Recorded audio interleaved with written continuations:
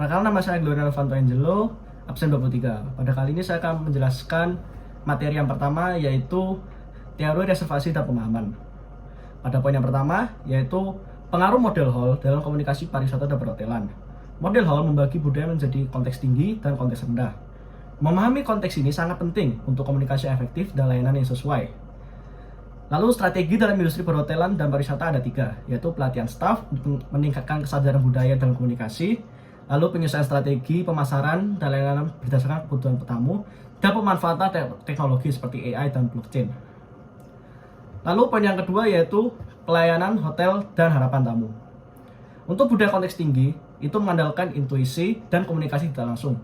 Contoh seperti di Jepang, ada terdapat layanan yaitu omotenashi yang proaktif tanpa harus diminta. Sedangkan untuk konteks rendah, itu lebih mengutamakan informasi yang jelas dan transparan. Contohnya seperti hotel di Amerika yang menyediakan buklet aturan dan layanan. Lalu poin yang ketiga, yaitu interaksi antar budaya dalam pariwisata. Budaya konteks tinggi menghindari konfrontasi secara langsung dan lebih menggunakan isyarat yang nonverbal. Sedangkan konteks rendah lebih terbuka dalam menyampaikan keluhan, misalnya lewat review atau langsung ke manajemen. Lalu poin yang keempat, yaitu perbedaan ekspektasi terhadap panduan wisata.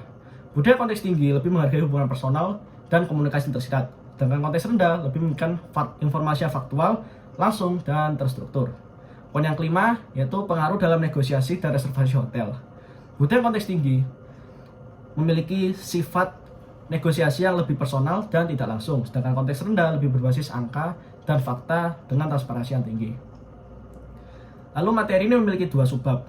Untuk subbab yang kedua yaitu reservasi dalam industri perhotelan. Poin pertama, pengertian reservasi. Proses pemesanan kamar atau layanan sebelum kedatangan tamu untuk memastikan ketersediaan dan efisiensi operasional. Poin yang kedua, kegunaan reservasi ada 3, yaitu untuk menjamin ketersediaan kamar, meningkatkan pengalaman tamu, dan mengoptimalkan pendapatan hotel. Poin yang ketiga, yaitu perkembangan reservasi dulu dengan sekarang. Jika dulu, reservasi dilakukan melalui telepon, fax, atau langsung ke meja resepsionis, dan rentan sekali dalam kesalahan pencatatan. Namun kini sudah menggunakan sistem PMS atau Property Management System, atau bisa melalui platform online seperti Booking.com, Expedia, dan Airbnb. Lalu poin yang keempat yaitu kualifikasi untuk bekerja di bagian reservasi ada 5. Yang pertama, kemampuan komunikasi yang baik. Kedua, penggunaan bahasa asing. Ketiga, pemahaman teknologi reservasi hotel. Keempat, keterampilan interpersonal. Dan yang kelima, manajemen waktu dan perhatian terhadap detail. Lalu, makna apa yang bisa dipelajari dalam materi pertama ini? Yang pertama, saya sebagai mahasiswa, terutama ingin bekerja di industri hospitality, pemahaman tentang perbedaan budaya sangat penting agar saya bisa berinteraksi dengan baik dengan tamu dari berbagai negara dan budaya. Dan yang kedua, yaitu adaptasi terhadap teknologi dalam reservasi. Teknologi telah mengubah cara industri perhotelan bekerja. Saya harus melek dalam memandang teknologi dan memahami sistem reservasi digital untuk meningkatkan efisiensi kerja. Lalu yang ketiga, pentingnya keterampilan interpersonal dan komunikasi. Untuk bekerja di industri perhotelan, saya harus bisa memiliki keterampilan komunikasi dan interpersonal yang baik agar dapat memberikan layanan yang profesional dan dapat menangani keluhan dengan baik juga. Lalu yang keempat yaitu peluang inovasi di industri perhotelan. Saya harus bisa berpikir kreatif dalam menciptakan inovasi yang baru di industri perhotelan ini. Lalu yang kelima yaitu manajemen waktu dan detail dalam pekerjaan. Ketelitian dalam mencatat reservasi dan mengelola sistem adalah keterampilan yang sangat dibutuhkan dalam dunia kerja, terutama di industri jasa. Lalu untuk materi yang kedua yaitu personal booking dalam studi kasus perhotelan. Yang pertama, pengertian personal booking. Personal booking adalah pemesanan yang dilakukan secara langsung oleh tamu tanpa perantara agen perjalanan atau platform online. Poin yang kedua, keunggulan personal booking. Yaitu yang pertama, interaksi langsung dengan tamu dapat memberikan pengalaman yang lebih personal. Selanjutnya, hotel bisa mengatur harga tanpa potongan pihak ketiga. Lalu, layanan yang lebih personal dapat membuat tamu kembali dan menjadi tamu loyal. Yang selanjutnya, tamu dapat meminta tipe kamar atau fasilitas tertentu secara langsung. Dan yang terakhir, risiko kesalahan input lebih rendah dibanding reservasi melalui pihak ketiga. Lalu poin yang ketiga yaitu kelemahan personal booking. Yang pertama, hanya tamu yang tahu hotel tersebut yang bisa menghubungi dan memesan hotelnya secara langsung. Yang selanjutnya, jika layanan yang diberikan staf buruk, tamu bisa beralih ke hotel lain atau kompetitor. Lalu selanjutnya, proses manual lebih memakan banyak waktu, berbeda dengan sistem otomatis di online travel agent. Dan yang terakhir, tamu sulit membandingkan harga dan ulasan dengan hotel-hotel lainnya. Lalu poin yang keempat, tantangan dalam personal booking. Yang pertama, hotel harus bisa memastikan tamu mengetahui layanan reservasi secara langsung. Selanjutnya, staf harus bisa menangani banyak permintaan secara efisien. Lalu, sistem transaksi yang dilakukan harus aman. Dan yang terakhir, proses reservasi harus dilaksanakan secara lancar agar tamu puas dengan layanan dari hotel tersebut. Poin yang kelima, keuntungan personal booking. Yang pertama, hotel tidak perlu membayar komisi ke pihak ketiga. Selanjutnya, tamu langsung merasakan pelayanan hotel sejak reservasi. Dan yang terakhir, hotel bisa mengatur kebijakan harga dan pembatalan secara mandiri. Poin yang keenam, kerugian personal booking. Yang pertama, staf harus terlatih untuk menangani reservasi dengan baik. Lalu, jika pencatatan dilakukan secara manual, bisa terjadi kesalahan data. Dan yang terakhir, tamu yang belum mengenal brand hotel cenderung memilih platform online travel agent. Lalu poin yang ketujuh, yaitu persiapan pegawai reservasi. Yang pertama, pelatihan komunikasi dan layanan pelanggan agar dapat memberikan informasi yang jelas dan ramah.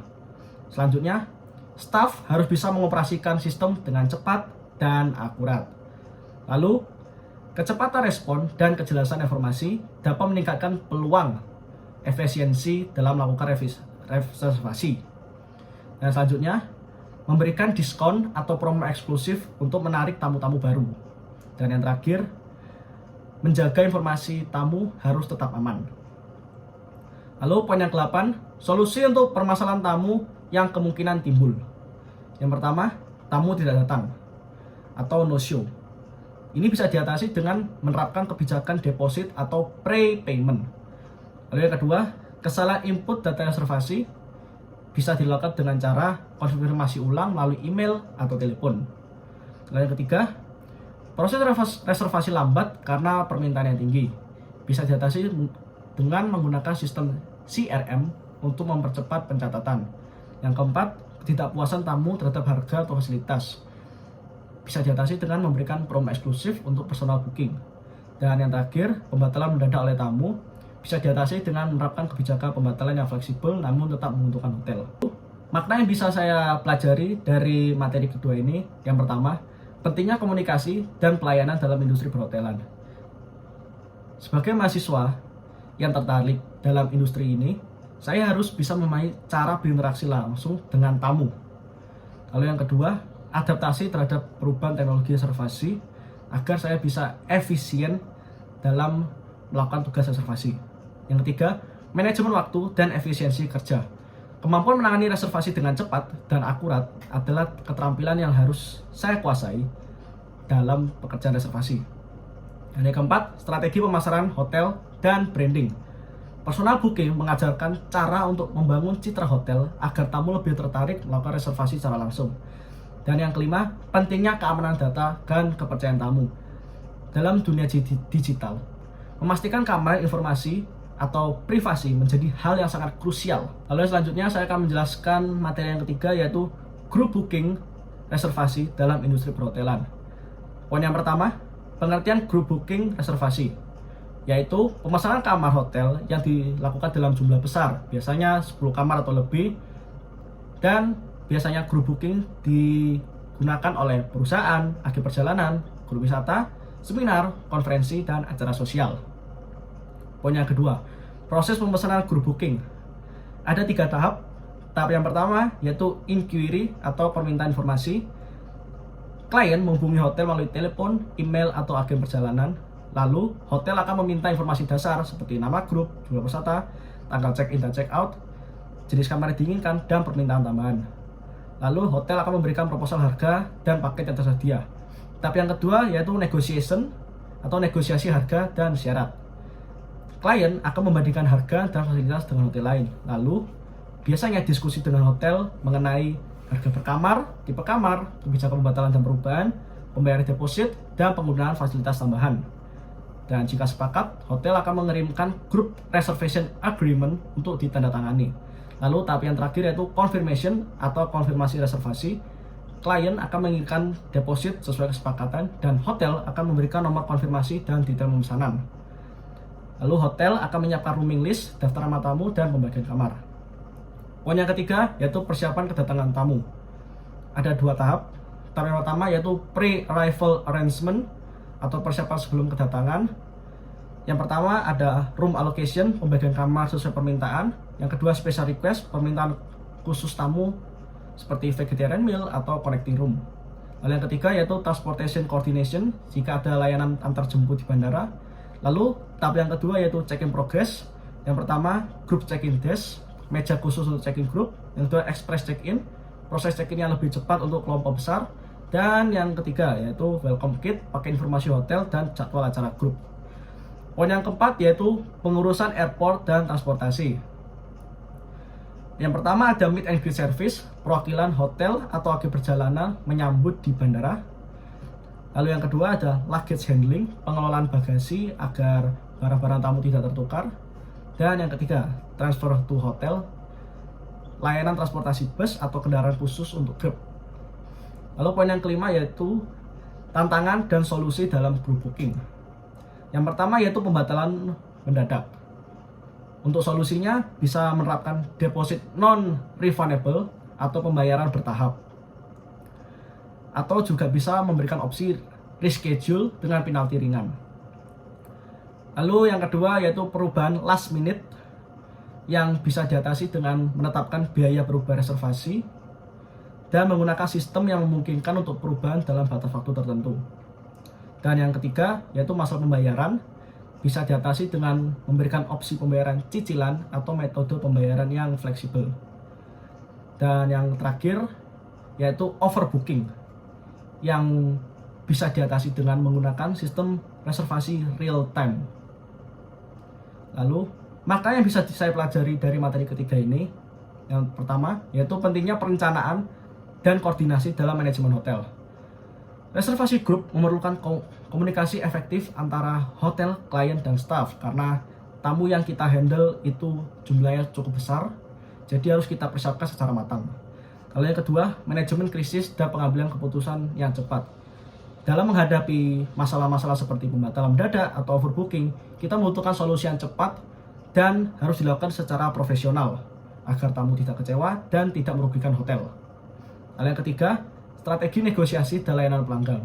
Negosiasi harga, kebijakan pendaftaran, dan permintaan khusus merupakan bagian penting dari bisnis perhotelan untuk memberikan layanan yang terbaik terhadap tamu. Lalu yang keempat yaitu teknologi dan sistem reservasi.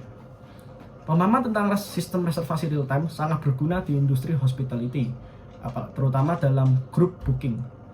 Dan yang terakhir, pentingnya customer experience dalam industri perhotelan dapat memberikan layanan terbaik sejak tahap inquiry hingga check out untuk memastikan tamu puas dan dapat kembali lagi. Sekian saja dari saya. Maaf bila ada salah kata. Terima kasih.